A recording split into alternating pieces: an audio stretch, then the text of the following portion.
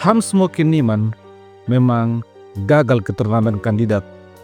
Namun demikian, Niemann memainkan permainan yang begitu luar biasa pada turnamen ini.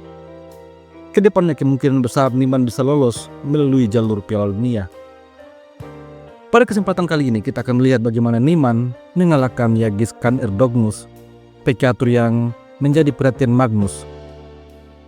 Di game ini, Hans Niemann memulai dengan E4. Lalu Yagiskan mendorong E5.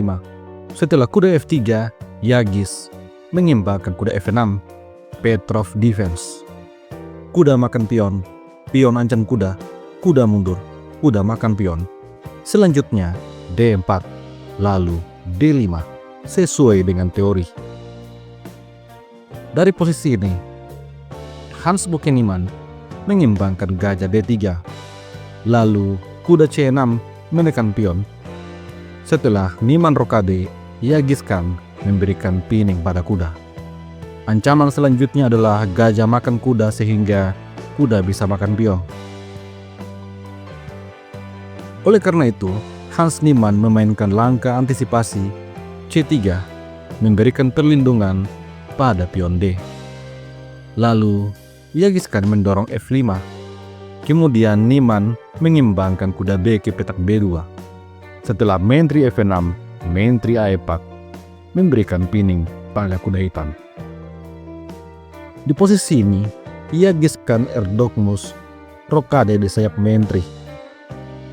Dan selanjutnya, gajah B5 ancam kuda. Yagiskan menukar kuda. Hans Niemann mengambil balik dengan kudanya sehingga struktur pionnya tetap bagus. Selanjutnya, Yagis mendorong F3.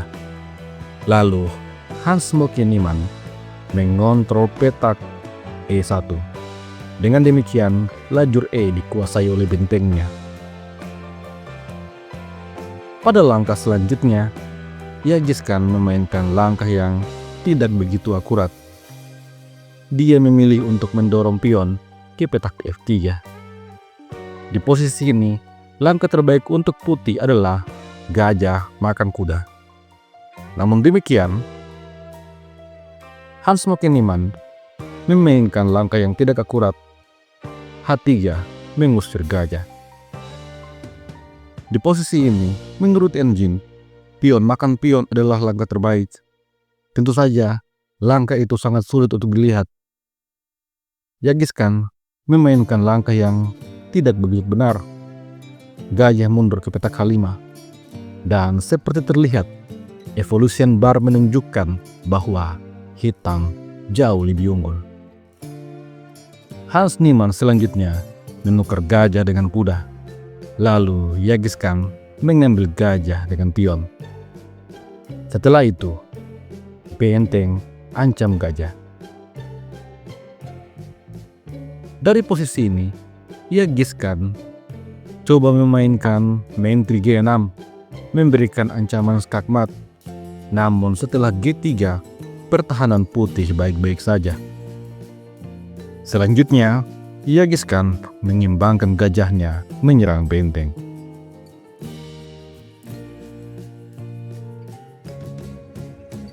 Di posisi ini, alih-alih menyelamatkan benteng, Hans Mokin Niemann memainkan langkah brilian. Kuda ke petak D3.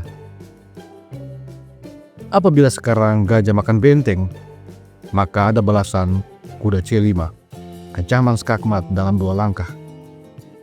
Kalaupun misalnya benteng digeser ke petak E8, maka gajah G5 memberikan kontrol untuk mengancam skakmat. Setelah misalnya menteri makan gajah, maka menteri makan pion mengancam skakmat.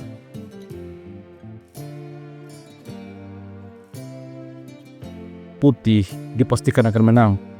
Posisi ini adalah skakmat dalam 6 langkah. Oleh karena itu, Yagiskan tidak berani untuk makan benteng. Di posisi ini, dia mengaktifkan benteng H ke petak F8. Selanjutnya, Hans Mokin Niemann mengeluarkan gajah E3. Lalu benteng D diadu. Di posisi ini, Hans Niemann mengambil pion. Selanjutnya, Genghis Khan menukar gajah dengan benteng sekaligus menantang pertukaran menteri.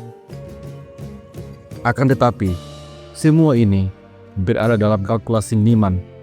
Hans Niemann kemudian menyerang. Menteri A8, skak. Raja kemudian ke petak D7, lalu kuda C5, kembali skak. Hanya ada 2 tempat untuk Raja Hitam. Dan langkah terbaik dimainkan oleh Genghis Khan. Raja lari ke petak E7. Selanjutnya, menteri makan pion. Ada beberapa ancaman ke depannya. Sampai pada posisi ini, Genghis Khan memainkan menteri F5. Namun selanjutnya, Hans Mokin Niemann memainkan langkah briliannya yang ketiga. Kalau kalian berhasil menemukan langkah gajah G5, maka selamat. Inilah langkah brilian ketiga dari Hans Mokin Niemann pada game ini.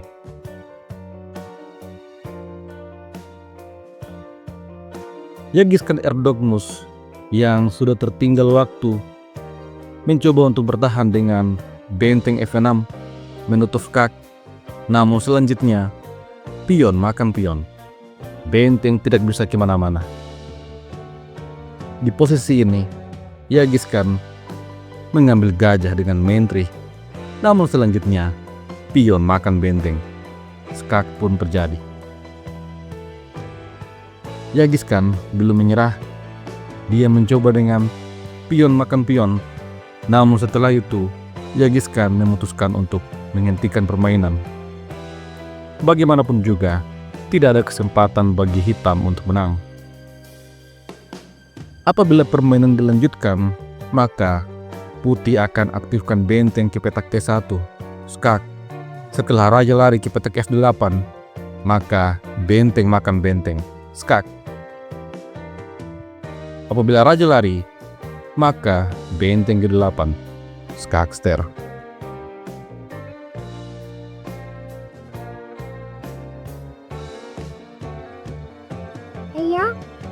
Bagaimana jika setelah terjadi pertukaran benteng, hitam merespon dengan gajah makan benteng? Maka kuda E6, skak ster. Putih kembali menang. Dan apabila setelah pertukaran benteng terjadi kemudian raja makan benteng, maka menteri D7 kembali skak. Setelah raja F8, kuda E6, skak ster. Putih kembali menang.